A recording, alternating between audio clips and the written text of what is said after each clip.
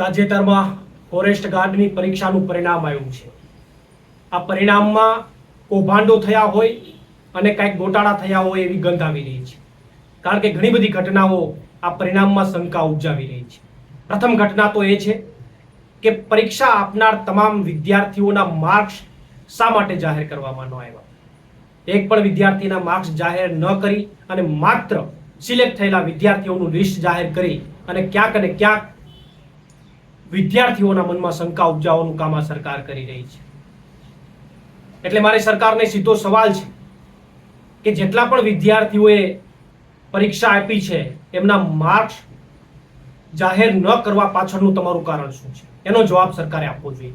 બીજું, જ્યારે વિરોધ થયો ત્યારે સરકાર તરફથી પ્રતિનિધિ દ્વારા એવું કહેવામાં આવ્યું કે 6 તારીખે અમે માર્ક્સ જાહેર કરીશું।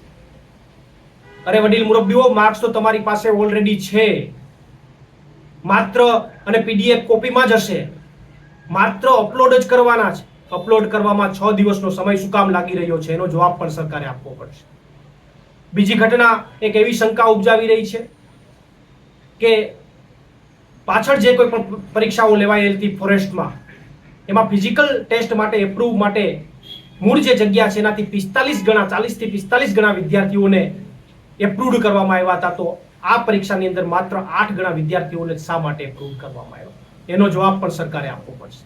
અને ત્રીજી સૌથી મહત્વની ઘટના કે જે હકીકતમાં તપાસનો વિષય બને એમ છે, એક વિદ્યાર્થીએ સોશિયલ મીડિયામાં આક્ષેપ કર્યો છે કે મારી આજુબાજુ બંને સીટ ખાલી હતી પરીક્ષામાં અને છતાં પણ મારી બાજુની સીટ વાળા વિદ્યાર્થી ફાઇનલ લિસ્ટમાં સિલેક્ટ થયા છે।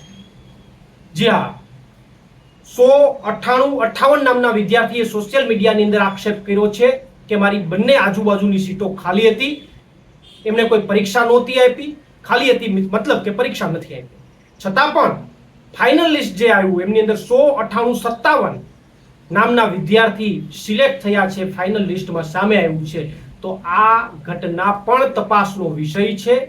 એ સેન્ટરના સીસીટીવી ફૂટેજ તપાસવા જોઈએ અને જો નહીં તપાસે તો અમે માંગણી કરીશું, સીસીટીવી ફૂટેજ લેશું અને આ સમગ્ર ઘટનાની તપાસ કરાવીને રહેશું। પરંતુ આ તમામ ઘટનાઓ જે બની રહી છે એ શંકા 110% ઉપજાવી રહી છે। ત્યારે ગુજરાતના વિદ્યાર્થીઓ આંદોલન કરી રહ્યા છે, અવાજ ઉઠાવી રહ્યા છે। વિદ્યાર્થીઓની માંગણી છે કે સીબીઆરટી પદ્ધતિ છે દૂર થવી જોઈએ। 8 ગણા જે વિદ્યાર્થીઓને સિલેક્ટ કરવામાં આવ્યા છે એની જગ્યાએ 40 થી 45% વિદ્યાર્થીઓને સિલેક્ટ કરવા જોઈએ અને આ માર્ક્સ જે છે એ 6 તારીખ એવડો ગાળો પછી જાહેર કરવાની જે વાત છે એવું ન થવું જોઈએ। તાત્કાલિક ધોરણે માર્ક્સ છે જાહેર થવા જોઈએ, આવી માંગણીઓને લઈને વિદ્યાર્થીઓ આંદોલન કરી રહ્યા છે। ત્યારે એ આંદોલનને સંપૂર્ણપણે વ્યક્તિગત રીતે મારું સંપૂર્ણ સમર્થન છે, પાર્ટીના લેવલથી પણ મારું સંપૂર્ણ સમર્થન છે।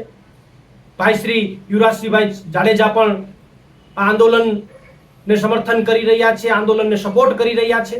ત્યારે ચોક્કસથી ગુજરાતના વિદ્યાર્થીઓની સાથે અમે બધા તમારી સાથે પડખે ઊભા છે અને જ્યાં જરૂર પડશે એ પછી રસ્તા ઉપરની લડાઈમાં પણ જો કદાચ જરૂર પડે તો પણ અમે તમારી સાથે ગુજરાતના યુવાનોની સાથે સંપૂર્ણપણે છીએ।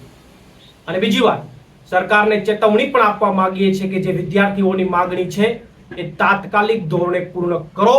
જો પૂર્ણ નહીં કરો તો રસ્તાઓ ઉપરની લડાઈ લડવા માટે મજબૂરીવશ પણ અમારે આવવું પડશે અને વિદ્યાર્થીઓ માટે, વિદ્યાર્થીઓના હિત માટે કદાચ તમારી સામે બાયો પણ ચડાવવી પડે તો પણ એ બાયો ચડાવી અને તમારી સામે લડવા માટે અમે તૈયાર છીએ।